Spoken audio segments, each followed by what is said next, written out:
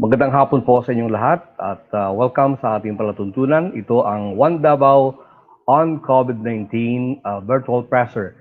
This is an initiative of the Regional Development Council 11, the Regional Peace and Order Council 11. Of course, kasama rin po natin ang Presidential Communications Operation Office with the participation of the Philippine Information Agency 11, PTV Davao, RP1, Radio Pilipinas, FM1, the Philippine News Agency, and of course, ang Davao City Disaster Radio 87.5.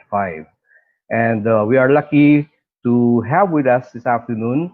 Bago po natin muna ipakilala sa inyo ang ating guest, ay ating po munang i-recognize sa aking co-host ngayong hapon.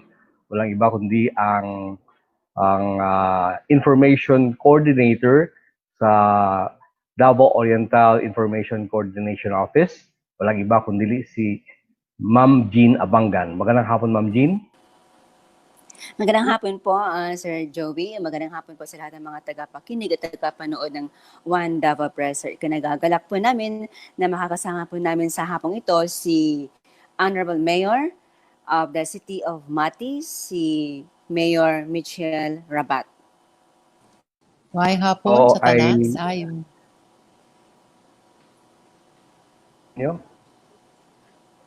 I'm sorry you're cutting out. Again, good afternoon. Magandang hapon, mayong hapon, lahat na eh. Jovi and Jean, I'm happy to be here on board with you. Okay. Yes, ma'am. Please shoot the question. Mayor Michelle, yes. Kumustahin po namin yung naging epekto po ng community quarantine sa syudad po ng Mati City. We'll just try to look back. Yes, Ma'am Gino, medyo malaking impact yung community quarantine. Una sa tanan, first and foremost, nanibago lahat ng tao sa quarantine. So, naghabulan hanggang sudlaanad ang tao. And but what was the most affected is the business. As I guess the whole country apektado talaga ang negosyo because everybody had to stay home.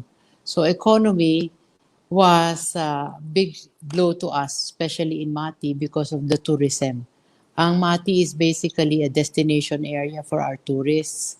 So itong naapektuhan, yung ating ECQ, nag-improve ng gamay ng konti ng GCQ. But now that we're coming into the new norm, medyo arang-arang, improving a little bit. Okay po. Kumustahin naman po natin yung preparasyon ng City of Mati sa pagsidatingan po ng ating mga local at saka international na turista. Gayon din yung mga OFWs at saka mga locally stranded individuals po. So this is a different approach because yung sa tourist international, wala pa yan. I don't think that will come anytime soon. Kaya wala pa tayong international flights in Davao. I guess they just resumed the domestic flights. But what we are entertaining now is the local tourists.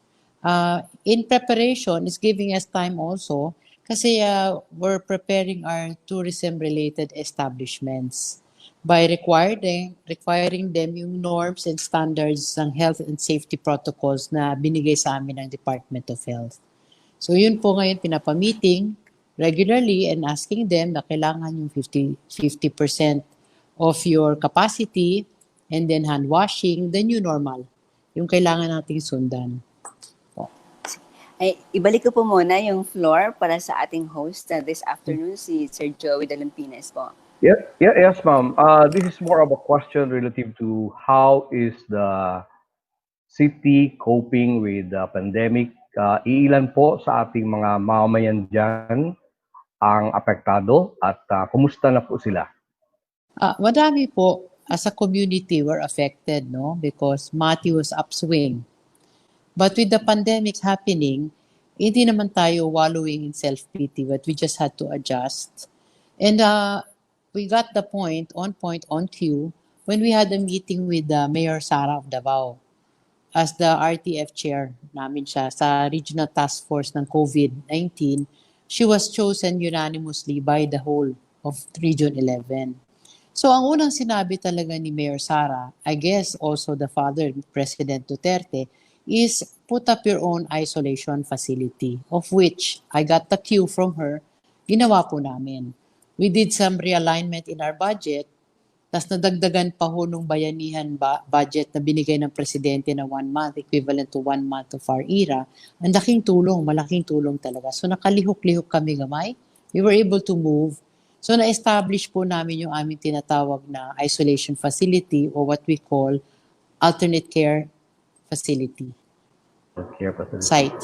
So doon namin po triage, no, yung nandyan na lahat. Nandyan yung aming pag-testing, nandyan yung aming pag merong positive or kung merong kaming suspect, PUIs na tinatawag, at yung POMs. Nandyan na po sa isang facility. We did this, spent quite some amount. No, ginastosan na rin namin investment kasi yan for the future. Kasi ang sinasabi nga for as long as we do not have our vaccine, this will take a long time. So kailangan po i-secure natin ang safety at health ng mga tao ng aming komunidad. Lalo na ang Mati is a tourist destination, hindi mo malikayan, hindi mo maiiwasan na pupunta talaga ang tao dito. But with that in place and our health systems in place, with all the ordinances, binigyan kami ng time ng 3 months na quarantine. Yun po ang achievement namin na nagawa namin itong lahat na kailangan for the safety measures. Kaya ngayon, we're ready to accept some tourists. We're ready to accept our local visitors na pwede na ho sila bumisita ng Mati because nandiyan na po in place ang aming isolation facility. It's functioning. So sa treatment facility, ma'am, saan po tutungo ang mga tao in the event na kakaiba yung kanilang nararamdaman? Opo. Actually, by February, wala pa nga itong sinasabing lockdown or the ECQ. In place na po yung aming BERTs na tinatawag na Barangay Health Emergency Response Team. They have been trained well by the team. Ako, you have to remember, I just assumed office noong June. And so I'm lucky enough to know and find out na training na sila bago pa nangyari lahat ito. So pinindot lang namin the pushing the right buttons and so they were able to activate it. We were able to activate it. Alam na ang gagawin. It's a matter of deciding and utilizing our funds. So pasalamat kong malaki na pati yung aming sanggunian was very supportive. No questions asked yung sa realignment of some budget. And with transparency, sinabi rin namin sa kanila anong gagamitin natin ng pera. So napunta ang mga malaki, medyo a big amount in our facility. Mind you, ang facility namin has aircon, has wifi, has TV. Kung ikaw ang pasyente, okay na lang din na medyo nagulat-hulat ka kung ano ba yung resulta ng swabbing mo. Basta nandun ka sa facility, pinapakain ka. If you're a PUM, ang support namin is also food packages binibigay sa pamilya. But for now, how we address the OFWs na pumapasok at saka ang ating mga locally stranded individuals, sinusundo sila sa Davao. Bago pa sunduin, through phone, inaalam na namin yung contact tracing or saan sila padulong para madali namin mahanap dito. Pero ang amin automatic dinadala namin sa aming facility, doon po sinaswab, doon po na staging area nila, gihulat, hinintay kung ano ang result ng kanilang swab. If it's negative, you can go home and complete your quarantine. But if may positive, you stay put. Kung kaya pang gamutin. Virtual ha. Yung aming doctor kasi does it by teleconference. Yeah. I hope that answers. Yeah, ma'am. In the event na may dinaramdam talaga na COVID yung pasyente, saan po dinadala? Dito sa ating Milagrosa, yung aming ACS facility, it has a 48-bed capacity. Yan. Aircon yung room mo. Yeah. Para sabi nga, bawal magkasakit, pero okay na lang din kung magkasakit ka, medyo may naramdaman ka, huwag kang mahiya. Punta ka lang doon para ipacheck ang sarili mo. Kasi the hospital, in fairness, has to operate normal. Kasi may mga ibang sakit na is not COVID-related eh. But we have to address that. As the good Dr. Bersaldo of the province yesterday, upon meeting with the governor, yun na sinasabing, hindi natin pwedeng pabayaan ang operations normal ng ating hospitals. Kasi may mga high blood, may mga diabetes na hindi naman COVID-related. So the isolation facility It's a good idea. Nagtayo ang bawat munisipyo o bawat LGU. In Mati's case, we also put, and I called it the alternative care site. Doon namin iaatiman ang ating mga, let's say, sabi mo, suspects, yung mga may nararamdaman na simptomas ng COVID. From March to this time, mga iilan po ang somehow na-discover natin na nagkakaroon talaga ng Okay. COVID-19. Sa March, it was announced, no? If I'm not mistaken, 3 ang nag-positive sa Mati, but they were treated in the SPMC.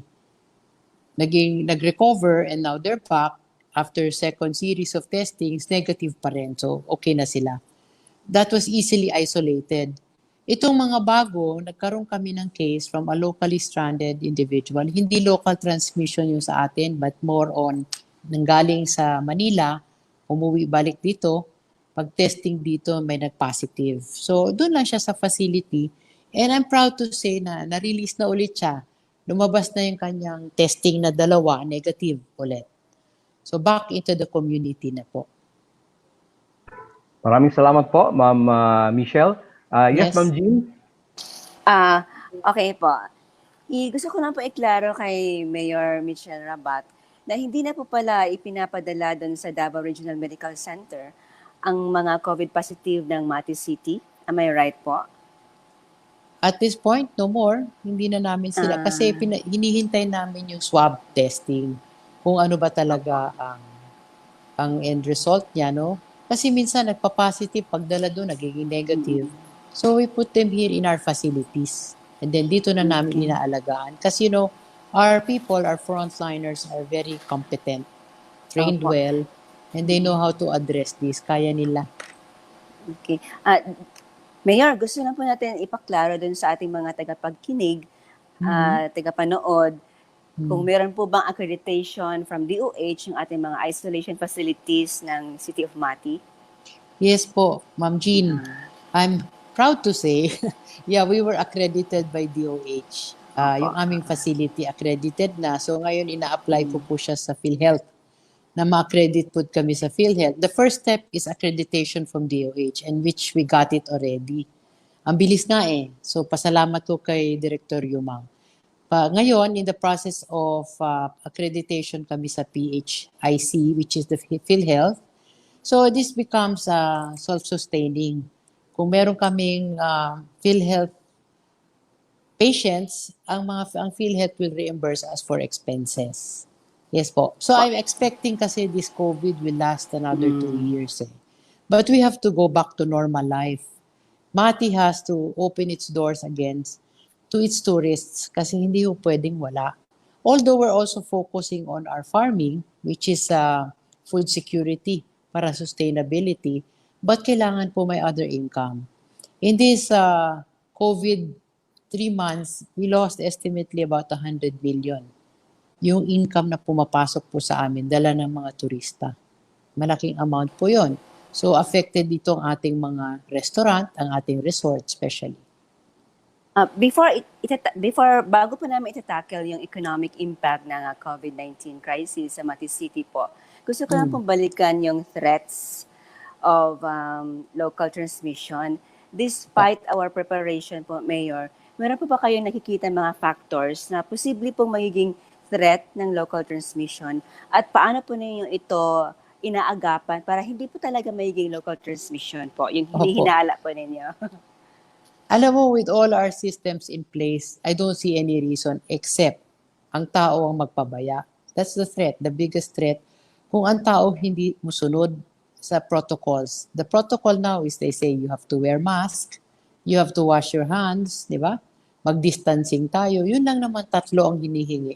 Sana lang hindi magkumpiyansa at sunod lang ang tao.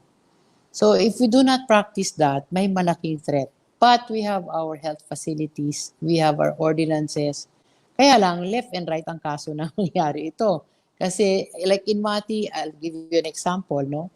Siguro sa katagal na hindi nakalabas ng bahay ang tao, parang alam mo yung rubber band stretch, yung pinilit mo matagal tapos pag pinakawala mo, grabe ang balik. So makita mo on weekends, punong-puno ang beach. nakakalimutan na ang social distancing. So again, a gentle reminder to all sa mga naminaw, kamong taga Mati, kamong taga Region 11, I know you love to come and see Mati, kay sabi nga paradise dito. All we ask, ang hinangyo ko lang sa inyo kung pwede, just follow the protocols. Wala namang problema. You can be entertained here pero follow protocol. Meron po bang mga penalties na we have to impose Yes, sakasakaling hindi po sila susunod? Meron, kawawa dyan ang resort Ah. owners. No? Kaya in fairness to the DOT, Department of Tourism, nagbigay na rin po sila ng guidelines na they will not be given a certificate of accreditation kung hindi sumusunod sa following guidelines na gihatag po ng DOT. Okay. Sir Joey, umpisahan po natin yung pagtatackle dun sa epekto ng COVID-19 crisis sa economy ng Mati City. Tatanong ko lang po kay Mayor Mitchell Rabat kung ano po ba yung mga incentives sa Honorable Mayor na binibigay ng city government para maipabalik po yung gana, no, sigla na ekonomiya ng Mati City po. Opo. For one, the COVID period was very, in a way, no, the people felt there is government. Kasi sinigurado po ng ating halandong presidente. Made sure the food distribution is there, ang SAP amelioration is there. Binigay na niya lahat. So it kept our place afloat, if not the whole country afloat. Kaya may perang nagsisirculate kasi walang nakatrabaho, walang nakanegosyo. But now that it's time, ang Mati took its own course. As early as late May, early June, gumawa na po kami ng stimulus package that we will be giving to our those affected by the COVID, ito mga negosyante, to the tune of 20 million. We realigned some of our funds in Mati, so inassign namin para sa stimulus package po na ihatag namin sa mga ginagmay, yung maliliit na naapektuhan at saka yung malalaki. So we encourage also na kung hindi talaga pwede yung full blown, sabihin natin yung resort operations, go into food production. Kasi yan po ang ating trend ngayon, no? We're afraid if this goes on and it drags on, pag tumagal na tumagal pa itong pandemic, another pandemic will happen which is famine. Magugutom ang tao. So we'll go back to basics, farming, food security. So doon ho naka-aim, naka-focus ang amin to revive and pump prime the economy of Mati. Maraming salamat po, Mayor Mitchell Rabat. Ibabalik ko po yung ating floor sa ating host na si Sir Joey Dalumpinas po. Yes, ma'am, there are a few questions from the media here na nais pong itanong sa inyo. Mula kay Ruth Palo Lumandan of the Mindanao Daily Mirror. Sinasabi niya o tinatanong niya sa inyo na since na-open na itong mga tourist destinations o tourist spots sa Mata City, ano pong mga safety measures ang ipinatutupad sa lahat ng mga destinations na ito na open sa publiko? Yeah, as guidelines of the DOT, kailangan po talaga yung establish mo muna yung hand washing. 50% only of the capacity ng imong resort or ng restaurant ang pwede maka-accept ng inyong turista. The hotels are required now to give to us sino ang may booking. We are requiring them para ma-double check po namin. Sa may entry ng Mati, we have what we call the information booth na we just do simple screening of tourists coming in. Sa tinuod lang, no, sa totoo lang, wala po kami na-encounter na problem for those coming in visitors. Alam nila ang sitwasyon eh. So this is for your own safety, for your own good, that we have to put everything in place for you.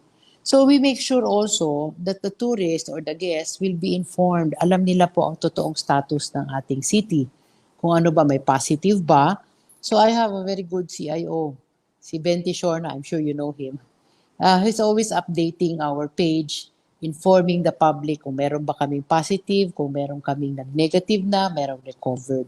So transparency and open communication to all is one.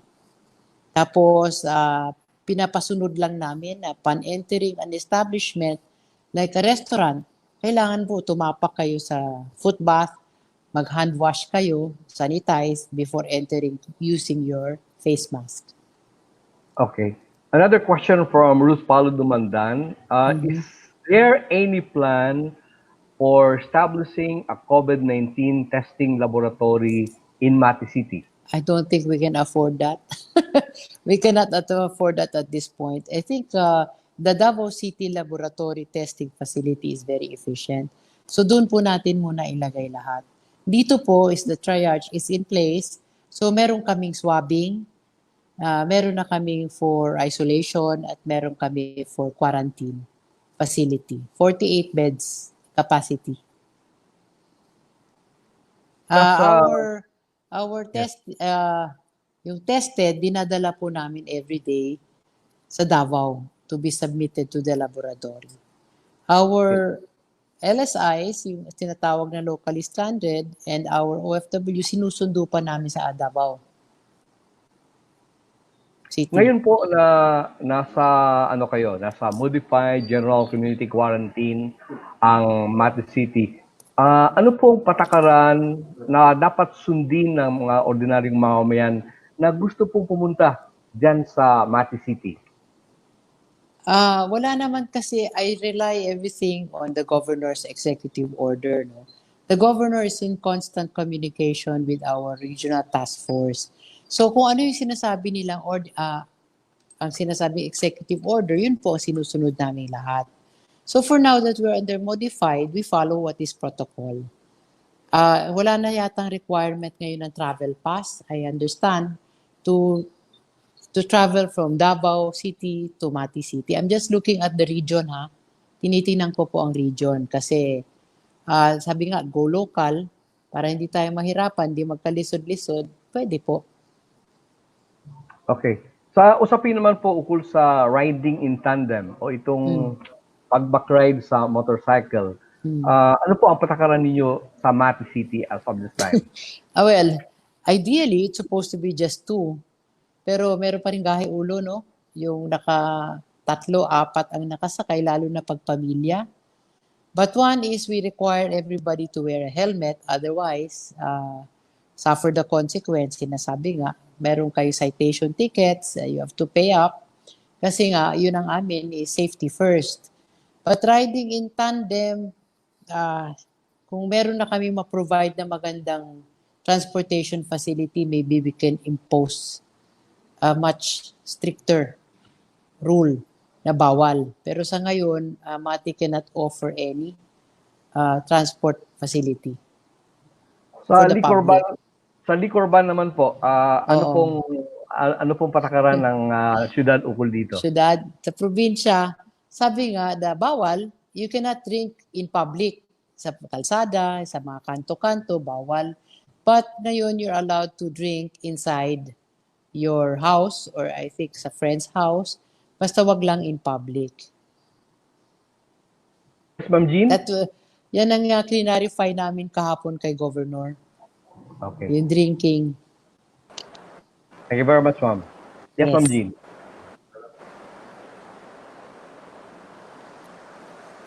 Yes, Ma'am Jean, it's your turn. Hello? Yes, Yeah. go ahead. Okay. Kasi itong one Davao presser, I understand, is also supported by, also deals with ending local communist armed conflict, no? So, gusto ko lang po itatanong kay Mayor Michelle kung ano po yung foundation po ninyo, yung pinaka-substance of your support to the Antiterror bill. Yeah. Kasi we consider Mati City, parang sa tingin po namin, hindi naman po masyadong apektado dun sa tinatawag po natin na terrorism na concern. Actually, Mati, we have our share of that, no? My reasons for supporting this, it's a good bill because we want economic peace. You cannot have economic peace kung continuous itong problema natin. It's a never-ending problem.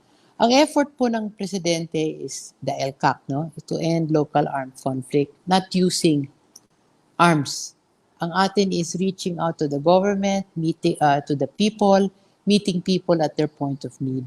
But all of this becomes ineffective kung nandyan pa rin, nagara pa rin yung ating mga sinasabing terrorists. And so we have to give teeth and arm them, the government, to run after. Kasi nahuhulog na po na parang extortion na eh. It's no longer fighting for a cause. So I support it 100%. So we made our statement. We gave a resolution supporting this anti-terror bill. I don't see anything wrong with this because the new face of the government is trustworthy. You can trust the government. Pag ano sinabi po ng presidente, respetado po siya ng ating armed forces, respetado siya ng ating police. So there is no threat of abuse. What is being abused now is the democracy na sinasabing that we enjoy because nga there's no economic peace, then it will not develop. Ang ating bansa po ay hindi magde-develop. That's the Mayor, foundation. salamat po, Mayor. Kasama Yes, po ma'am. ba ninyo ang lahat ng mga local government officials sa pinapahayag po ninyo na support dun sa anti-terror bill? In Mati, I can speak for everybody, yes. I think for the whole province as well. Yesterday, we signed our manifesto to the governor supporting this anti-terror bill. The city in our Peace and Order Council meeting, nag-request po kami na mag-pass ng bill sa Congress to support this as well. So, makita mo ang full support. But kapoy naman, parang pagod na tayo. Sige na lang laban. Ano ba pinaglalaban? Like I would always say, give government a chance to prove to you na may gobyerno. That we can meet all of you at your point of need. If you listen in detail, ano ang plano ng ating administrasyon ni Presidente, maganda to really address the problem of poverty. I think he is addressing the problem of corruption. Takot lahat, you know. Sabi nga, you walk the talk. Eh, si President, you can see very well, he's not. He wants what is good for the people. So we follow his lead. It's the leader who sets the pace, and he's setting the pace for all of us. Well said, Mayor. Thank you so much po. Ibabalik po natin kay Sir Joey De Lumpinas to give way for the questions sa ating mga kasamahan sa media. Yes, coming from Miss Maya Padillo of the EDS Davao, tinatanong niya ma'am kung how would you assess sa impact ng COVID-19 doon sa mga utilities and services sa tubig at kuryente? Well, of course, sabi, malipay kaming tanan. Sabi, 3 months, walang bayad. Pero ngayon, sinisingil lahat.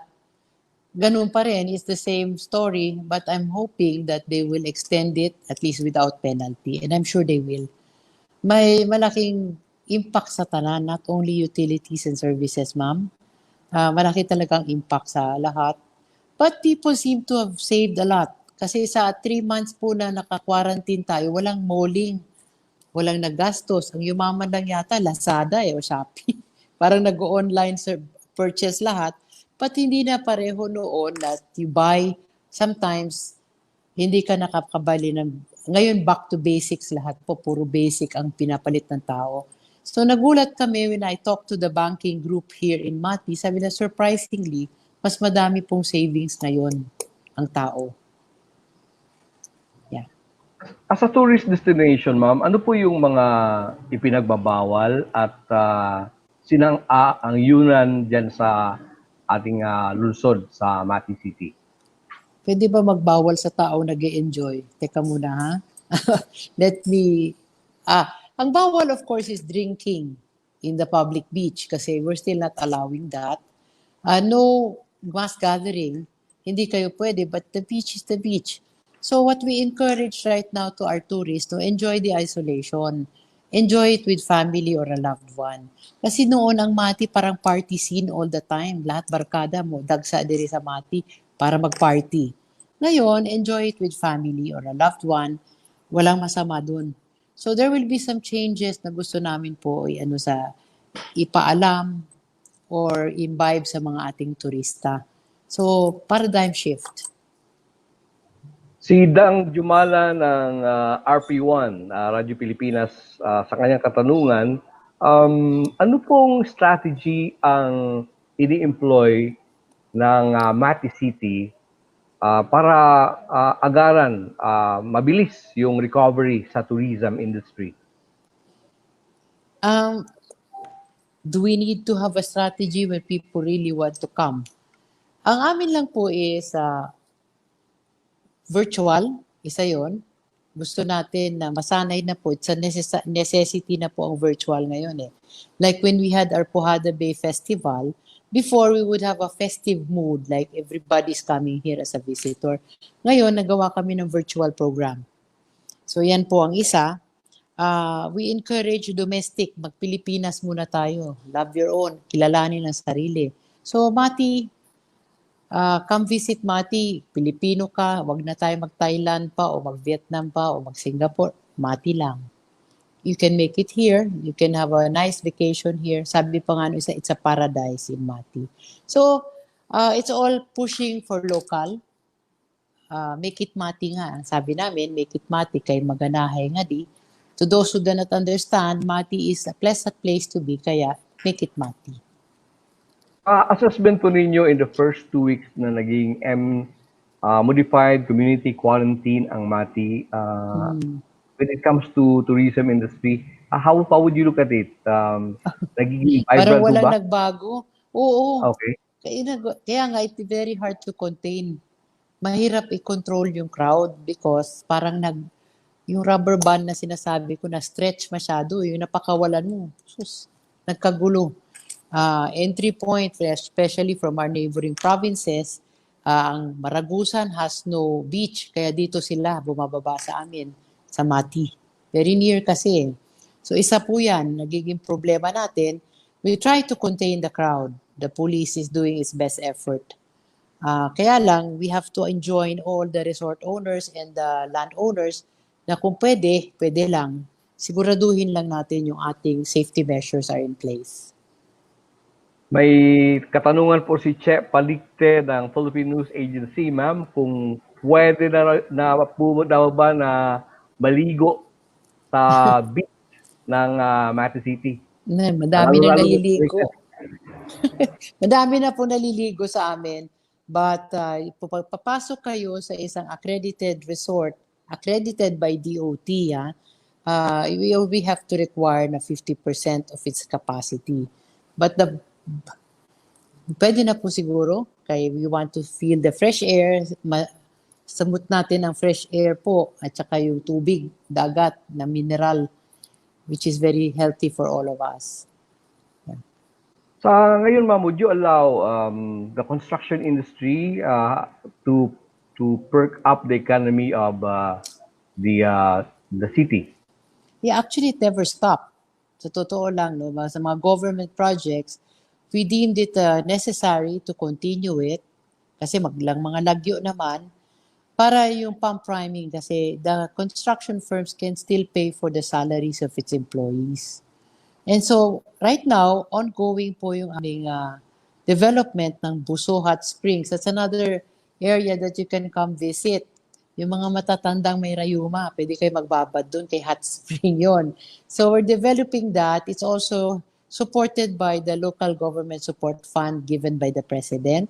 And we're ongoing sa aming Guwang-Guwang, the mangrove area, also supported by the President kasi greening program sa kanya.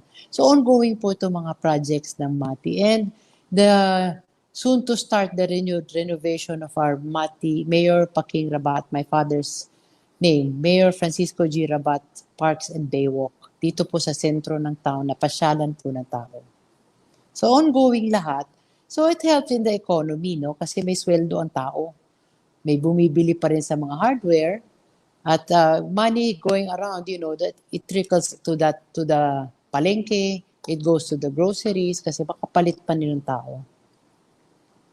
Rodel Natat of Super Radio ay may katanungan din kung paano ipinatutupad ng pamahalaan natin dyan sa Mati ang safety protocol para sa tourism sector. Lalo-lalo na bukas na ngayon ang Mati City, pwede na maligo kahit na sino sa mga beaches natin. Yung dumadaan sa aming tatlong area of sinasabi nating entry, Isa yung galing sa Tagamot, galing Davao yon. Meron kami isang galing sa East Coast at meron kami galing sa isa sa Davao de Oro, which is here in Tagibo. So lahat yan po merong checkpoint. We have to rename it. It's no longer checkpoint but information booth. Nandun lang para po, ipapractice pa rin namin yung tatanungin ka, saan ka galing, saan ka papunta. And we invested in a thermal scanner, hindi yung gun ha, yung thermal scanner for the whole body to see kung meron kang fever talaga o wala. Simple lang po, just for the safety measures. And then, siguraduhin sa checklist namin kung nakabooking ba talaga sila sa mga accredited, para madali ang ating contact tracing. So we just have to make sure na talagang connected lahat. Kung may booking ka sa isang resort, papakita mo na may booking ka. So alam namin kung ilan ang papasok at sino ang pumasok at saan galing. But ngayon, I think bawal ang mga Cebu. We just received word that travel from Cebu and going to Cebu is not allowed because nga nag-full bloom yata ang kanilang COVID. Mhm. Yes. But what's your way of identifying Cebu residents or Cebu entrants? Davao City, wala naman kaming direct flights. So ang Okay. Davao City will be the front line. Sorry pero ang front line is Davao City. But I don't think that Davao will allow also travel from Cebu. So doon pa lang, makita mo na may strict measures na tayo. Getting there, no? Kumbaga, yung nangyari kasi ang ating pandemic o ang COVID, nangapatanan what to do. But the quarantine gave us ample time, panahon para makaprepare ng ating mga facility at ng ating mga systems that we want to put in place. Ngayon, na-ready na siguro tayo, kaya the report to the President is, pwede na. So, pwede na i-lift. Madami na dyan na nag-GCQ, madami na dyan MCQ. So, eventually, new normal na papasok sa atin. We have to go on. Hindi pwede tayo forever on quarantine.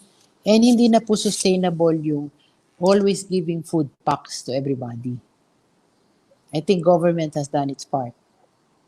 Okay, thank you very much, Honorable Governor. Yes, Ma'am Jean? Ayun. Honorable Mayor. Governor Aldo. Hello ka? Yes, Ma'am Jean. Okay po, sige po. Mayor Mitch, yung Yes. tungkol po sa liquor, may nagtatanong po kasi kung pwede po ba magdala ng liquor doon sa loob ng kanilang kwarto. I guess so. So, I think so, ma'am. Kasi kahapon yun po ang questions raised to the governor and to the incident commander, Dr. Bersalo. And sabi nga nila, basta na sa loob, way problema. Ang hindi yata payag sila yung out in the public, sa kalsada, sa may kanto-kanto, sa may mga tindahan na mag-inom kayo, maglasing. After all, we still impose the curfew hours here in our province and in our city. thank you po. Kumustahin Opo. po namin yung development ng Mati Airport po. Oh, Mayor. yun din, no. We're also asking that, no. Kasi before the COVID happened, nasa pipeline na yan eh. Nagdi-discussion na kami with the Department of Transportation, together with the Governor Dayang Hirang, who really pushing for this, and Congressman Mayo Almario. Nangyari lang si COVID, but upon the last check, according to them, nandiyan pa rin po yung budget, hindi namang ginalaw. So maybe when everything is lifted, baka ma-resume na po yung talks namin with the expansion of the airport because we will be needing this eventually, not only for tourism, but more also for food, trading. Because madami kami plano na mangyari dito sa Mati, and one of those is dapat operational na po ang aming mga ports. The seaport, the airport, and the overland transport. Okay. Yes, Mayor. Paano po po ninyo pinoposisyon ang Mati City sa kabila po ng COVID-19 crisis? How to position? What do you mean by that, ma'am? Economic and tourism aspect position po. Opo, ma'am. Eventually, it will come out there, the social media, the SOCMED, social media, na promoting our Mati. So, one is magbabranding na kami. In these 3 months, time that we were on quarantine, we were able to come up with our branding of Mati's Choice, Mati's Best, as Mati's Premium. Nandiyan nga yung mga sticker sa likod ko. So we will be produced by Mati. We will put a seal to say it's Mati's Choice ba or it's Mati's Best or Premium ng Mati. Isa po yun, no, to sell Mati's products also. And we're now into the food security plan by way of yung ating pagkain talagang importante. We're putting up a dressing plant for our chicken. Meron na kaming double A na tawag dito yung sa baboy. Meron din kami lalagay na dressing plant for our chicken na we will be investing heavily. We're asking our investors to invest in growers, chicken, para dito na po ang processing. Kaya I heard, medyo sa iba, medyo naglisod na.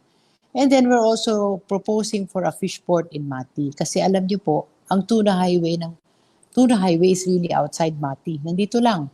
In fact, Gensan fishing is here in Mati. They do fishing here, tapos pupunta pa sila ng Gensan all the way. So, nung nangyari ang COVID natin, dito sa atin, na-discover na dito talaga ang highway ng tuna. Dito nagbagsakan ang isda. And we were selling at 160 pesos per kilo, as low as 160. Kasi volume nga, ang dami-dami. Na-lockdown man ang Gensan, hindi na sila makasulod. So, dito pumapasok sa amin. So, madami kaming plano economically. It will be a, hopefully, investment haven for those who wants to invest. The place to be is here. Kasi nga, this is in line with the Balik Probinsya program of the President. You know, you cannot encourage people to come back to the province kung walang opportunities. So we'll create opportunities for them. And the number one dyan is, to bait them is job opportunity. For you to do that, you have to have something here. Hindi po ba? That's how I think. Medyo, Okay. hindi man kailangan Harvard graduate, no? Common sense. You just have to build opportunities for everybody. Aalis na yan sa squatter area doon, lilipat na yan dito. Salamat po sa suporta po ninyo sa Balik Probinsya program ng ating Pangulong Duterte po, Mayor. Tatanong lang po namin na, Mayor, kung meron na po ba kayong naisip na overarching name ng inyong food security program ng Mati City? Wala pa ho eh. Ang branding po namin is Mati's Choice, Mati's Best, and Mati's Premium. Yun po ang ginawang branding with the seal. Lalagyan lang ng seal yan. And then may Mati First policy. We talk to the groceries and telling them put a gondola where you put all the products of Mati. So we encourage everybody, go local, buy local. So it can generate, di ba? For young entrepreneurs, they can start a business, or those who will grow big can employ a lot of people. Madaming opportunities kasi if you go work within, sa loob. So, ang atin is the Mati First policy. Mauna ang taga-Mati. For me. That's how I want to sell it. Mayor, balikan ko lang po yung incentive package po ninyo sa mga negosyante po. Marami na po bang nag-a-avail doon? Actually, madami na madami nagkaka-interest. But we're just waiting and preparing the guidelines. Also, the President, the national government also has a stimulus package. Mas maganda na ho i-align natin sa kanila yung guideline para hindi kami pa iba-iba. But we already set aside our own money, locally funded, for the stimulus package. Labi na yung mga na-apektuhan talaga nitong COVID. Madami dyan resort owners. Madami dyan yung mga massage parlors. Kasi hindi na pwede. Yung mga parlor, mga barbero, yan sa palengke, apektado talaga sila. So, a little, this has no interest payment. Thus, we'll give them a grace period. Meron lang kaming gagawing package na to ensure that they will pay back. Because the idea is, when you pay back, others can also avail. But definitely, for sure, we have that stimulus package. Okay na po yan. As a matter of when we will release it, inintay ko lang po yung guidelines. Hindi po. Mayor, paano po yung mga OFWs po natin na bumabalik po dun sa ating syudad? Meron Opo. po ba tayong available na economic package para makastart po sila ng panibagong pamumuhay po?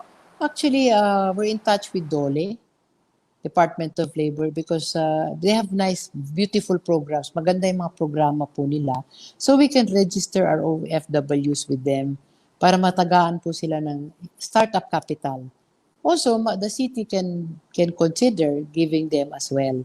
Pero ang DOLE also has funds for this. Kaya doon po natin sila umpisahan. Pero kailangan po is may financial advice din sila.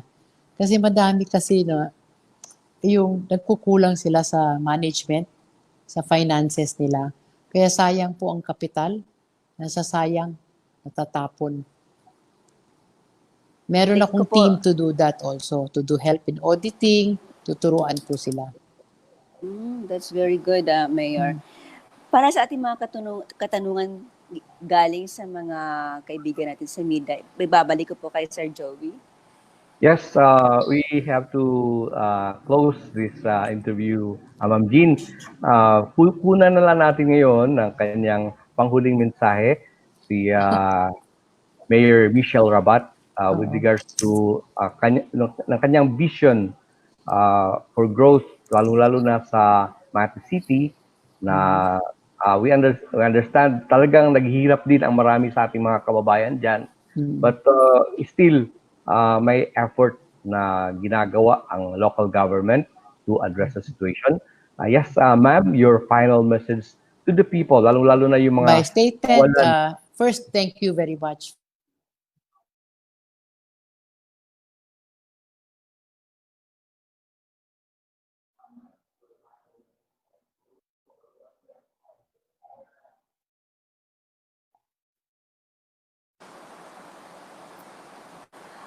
Okay po. Yes, ma'am. Oh, Yep. Okay. Mukhang nawala yung signal ni Mayor Michelle Rabat, but then we thank her for this afternoon in gracing our program, Ma'am Jean Abangan. Maraming salamat din po sa inyo. yes.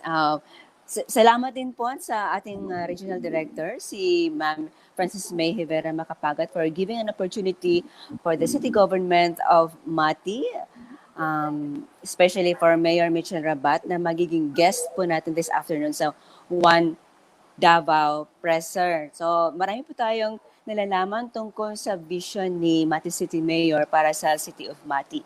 Mati first, come to Mati. No, Mati is a paradise. Okay?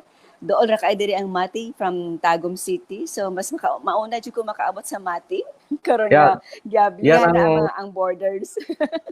yan ang first glance to the Pacific Ocean, ang Mati City. Opo, ang Mati City. O nya, daghang salamat Sir Joey sa imong pakig-uban sa atong diskusyon karong hapon na mahitungod sa development sa Mati City nga mao ang capital city sa Davao Oriental, no? Basin og medyo isipon nato nga layo ang Davao Oriental ug Mati City apan tungod sa One Davao Presser naabot jud nato og natagaan og dakong higayon ang syudad sa Mati nga makauban nato karong hapuna.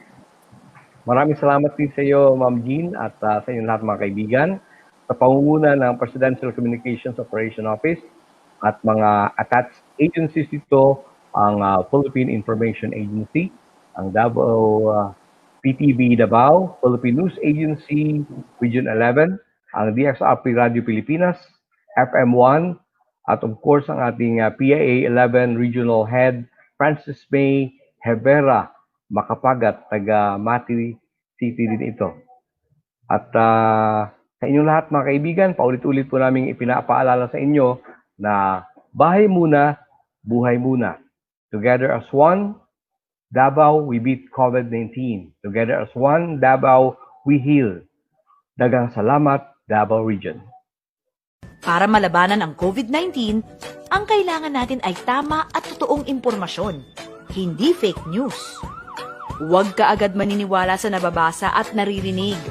Ang pagkalat ng mga maling paniniwala tungkol sa COVID-19 ay nagdudulot ng panik, takot, at maling desisyon. Nakakasagabal din ito sa mga hakbang ng gobyerno para mapigilan ang lalong pagkalat ng sakit na ito. Laging i-double check kung saan nanggaling ang nabasa o narinig. Kunin lamang ang mahahalagang impormasyon sa mapagkakatiwalaang sites. Maging mapanuri at i-share lamang ang tamang impormasyon. Sa ganitong paraan, nakakatulong ka para sa maayos na pagtugon sa health crisis na ito. Sa wastong pag-iingat, ang virus hindi kakalat. COVID-19, kayang-kaya nating tapusin.